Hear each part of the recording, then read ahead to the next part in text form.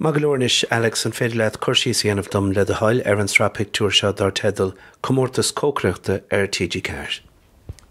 Sa céad pictiúr tá trúr buaclaí ag fécinnt ar nuach TG4. Déireann an láithreoir go mbeidh Comórtas do Gaeltaí scoile Cócaireachta ar siúl agus bhfuil an tolas go léir ar an siomhidlín TG4.ie. Smaoiníonn na buaclaí faoi agus ceapann siad go bhfuil sé ansimúil. Sa dar pictiúr tá na buaclaí an ufaigh an phríomhide agus tá siad ag caint faoi an Comórtas. Déireann siad go bhfuil an tolas go léir ar an idlín. Déireann an príomhide go caithfidh siad ceiste cur an múntóireachnaigh fáile agus an tolas a thuirtaí agus má thugann siad cead is féidir le dul aráig leis an Comórtas. Sa tríú pictiúr tá na buaclaí sa seomra Cócaireachta leis an múntóireachnaigh fáile ar an siomhidlín TG4. Tá siad ag fécinnt ar an bólas. Déireann sé na rialacha conas cur isteach agus mbeadh seisiún sa ciste na mbeidh na habhain. Déireann an múntóireachnaigh fáile go túirigh siad cabhair leis an olbhú an bíochlár réiteach agus mbeadh siad réig don Comórtas. I pictiúr 4 tá na iarthóirí go léir réig tá náprún Cócaireachta á caitheamh agus tá an moltóir beagnach réig chun moltóireachta dhéanamh ar an Comórtas. Ar an balla tá fógra suas ar an fáilte go TG4 i mbeidh na habhain agus mbeadh Comórtas Cócaireachta ile éireann do scoilne ag dul aráig. I pictiúr 5 is léir go bhfuil an Comórtas thart agus go bhfuil an céad dúis feite ag na buaclaí ó scoilóin. Tugann an moltóir ardmhola do na buaclaí agus déireann siad go bhfuil anéireacht cur isteacha chun Cócaireachta dhéanamh trí Gaeilge. Sa pictiúr deireannach, tugann an moltóir €1,000 do na buaclaí agus is léir go bhfuil siad ar muine muice asteo. Anna bha Alex, níos bhfuil éon cheiste le cur a go sa ormsa daobh na sraitheanna seo.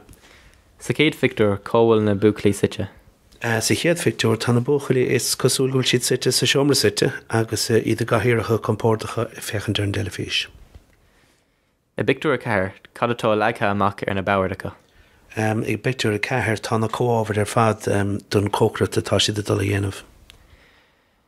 Sa pictiúr deireannach cén saith dúis a fáil na buaclaí. Fáin siad €1,000.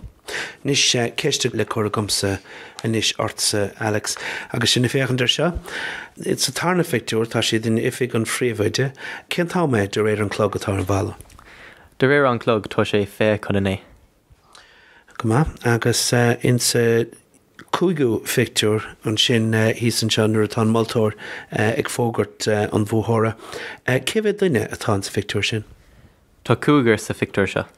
Goma agus a ráis go dtí an tríú pictiúr an sin an bhecinn tú an shelf an sin thús ar an bhalla Alex an bhfuil is go cattugtar ar na thuirlaisí sin thús ar an shelf.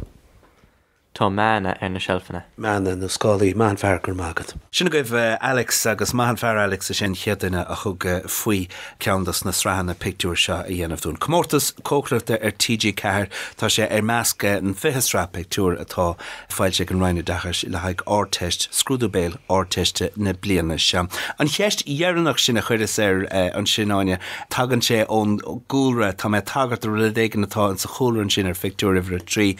Chuiris an cheist ar cadí na thuirlaisí atá an shelfan sin scálaí nó meana atá ann ach mar a deirm ní bheadh an focail sin ar bhar a hanga ag gachéan mac léana tócha.